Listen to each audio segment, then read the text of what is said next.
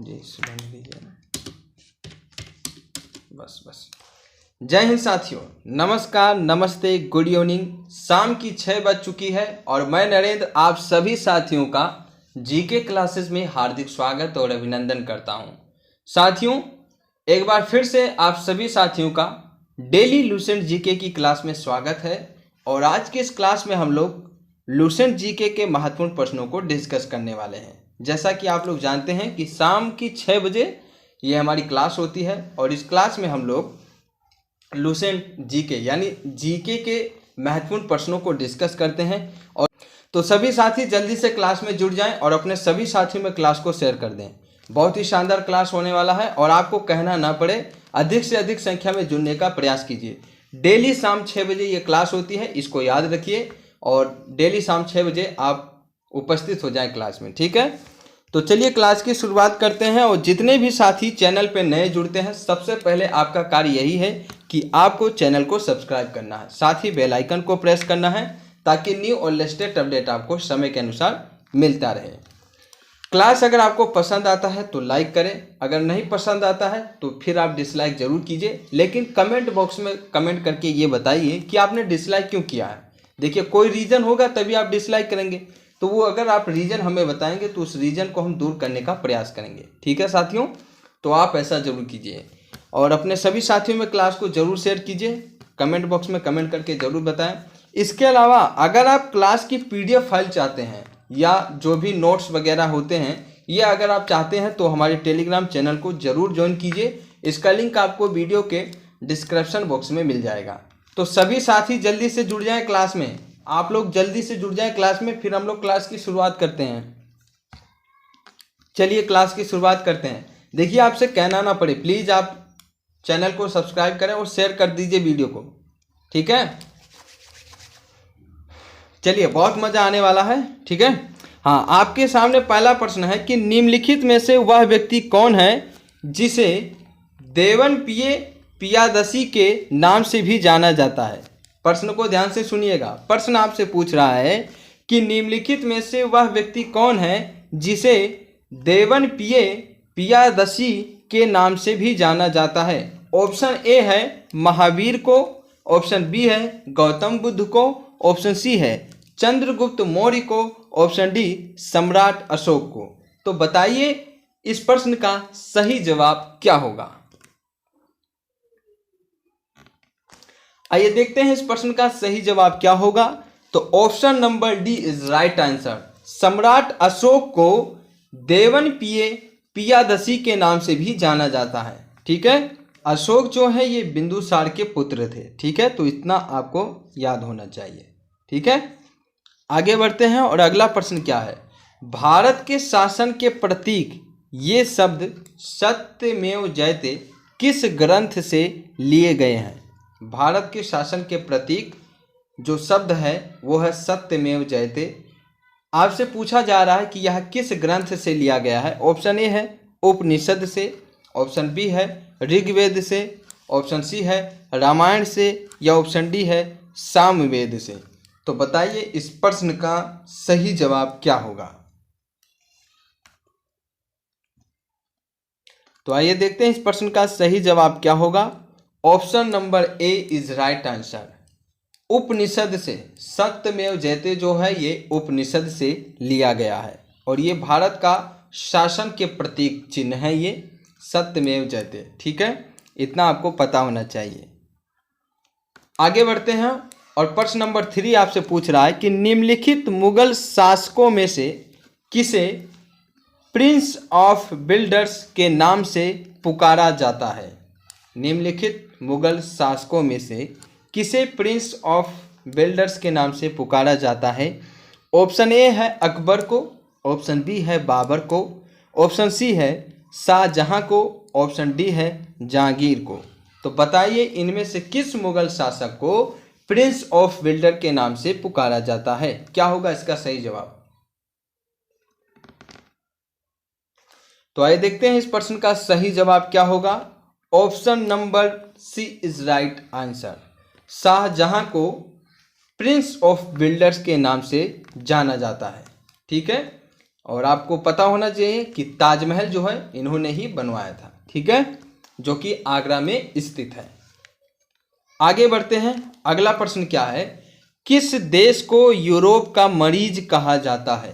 किस देश को यूरोप का मरीज कहा जाता है? ऑप्शन ए है फ्रांस को, ऑप्शन बी है जर्मनी को, ऑप्शन सी है इटली को, ऑप्शन डी है तुर्की को। तो बताइए किस देश को यूरोप का मरीज कहा जाता है? क्या होगा इस प्रश्न का सही जवाब, बताइए।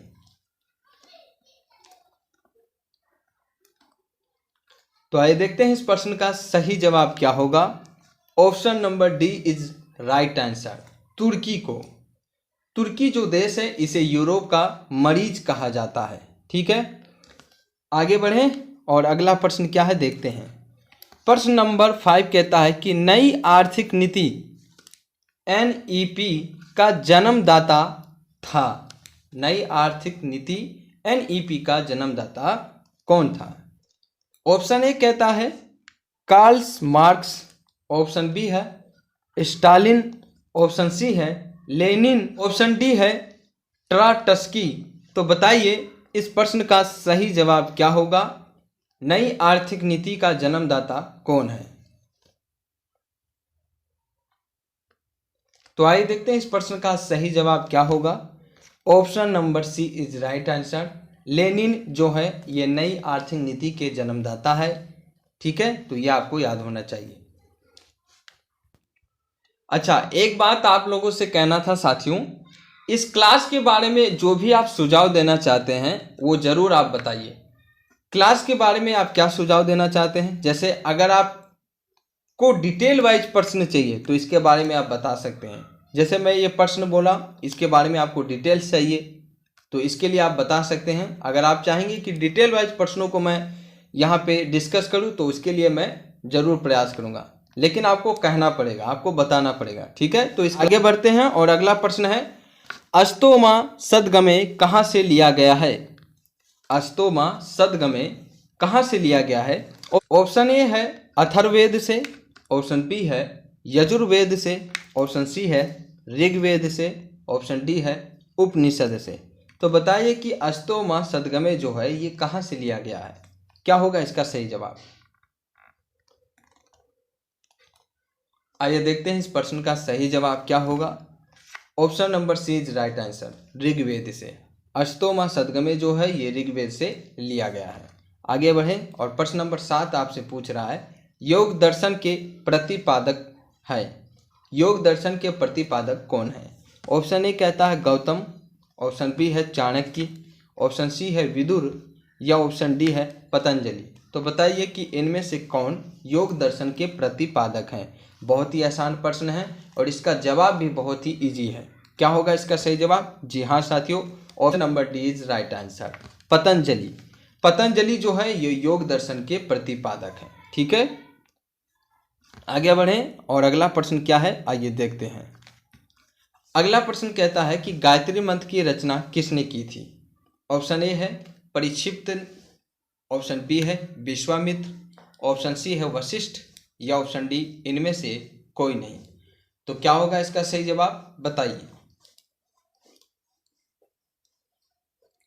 तो इस प्रश्न का सही जवाब होगा option number B is right answer, Vishwamitra.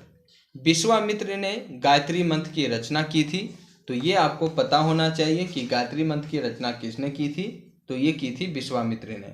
अच्छा, एक चीज़ यहाँ से आप ध्यान रखिएगा, यहाँ से क्वेश्चन ये भी पूछा जाता है कि सूर्य देवता सावित्री को समर्पित प्रसिद्ध गायत्री मंत्र जो है वो ऋग्वेद के किस मंडल में है? तो ये ऋग्वेद के 3रे मंडल में है। और ये किसके द्वारा रचित है? तो ये विश्वामित्र के द्वारा रचित है, ठीक है। आगे बढ़ते हैं। प्रश्न नंबर 9 आपसे क्या पूछ रहा है, किस गुप्तकालीन शासक को कविराज कहा जाता है? ऑप्शन ए है चंद्रगुप्त मौर्य को, ऑप्शन बी है कनिष्क को, ऑप्शन सी है समुद्रगुप्त को, ऑप्शन डी है कुमारगुप्त को। तो प्रश्न आपसे पूछा गया है कि किस गुप्तकालीन शासक को कविराज कहा जाता है? क्या होगा इस प्रश्न का सही जवाब, बताइए। तो आइए देखते हैं इस प्रश्न का सही जवाब क्या होगा? तो option number C is right answer, Samudragupta को। समुद्रगुप्त को कविराज कहा जाता है और ये गुप्तकालीन शासक हैं। ठीक है, आगे बढ़े हम लोग और अगले प्रश्न जो कि हमारा आज का आखिरी प्रश्न है इसके बारे में बात करते हैं। प्रश्न नंबर 10 आपसे पूछ रहा है कि किसने भूमि मापने का पैमाना गज ए सिकंदरी का प्रचलन किया? बहुत ही शानदार प्रश्न है, ये काफ़ी परीक्षाओं में पूछा जा चुका है। जैसा कि मैंने आपको पहले ही कहा था कि कुछ प्रश्न आपको ऐसे मिलेंगे जो परीक्षाओं में बार बार पूछे जा चुके हैं। तो किसने भूमि मापने का पैमाना गज ए सिकंदरी का प्रचलन किया था? क्या होगा इसका सही जवाब? सिकंदर महान, option B Sikandar Lodi, option C है सिकंदर शाह सूरी, या इनमें से कोई नहीं। तो बताइए इस प्रश्न का सही जवाब क्या होगा?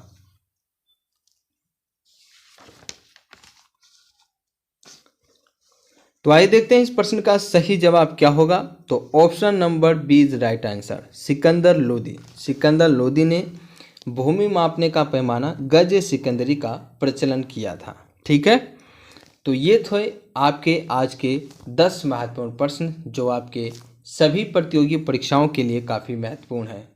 तो साथियों, आज की यह क्लास आपको कैसा लगा कमेंट बॉक्स में कमेंट करके ज़रूर बताएं, और क्लास के बारे में जो भी आप सुझाव देना चाहते हैं वो प्लीज़ आप बताइए। ये साथियों फिर मिलते हैं अगले क्लास में, तब तक के लिए आपका बहुत बहुत धन्यवाद। Thank you very much. जय हिंद, जय भारत।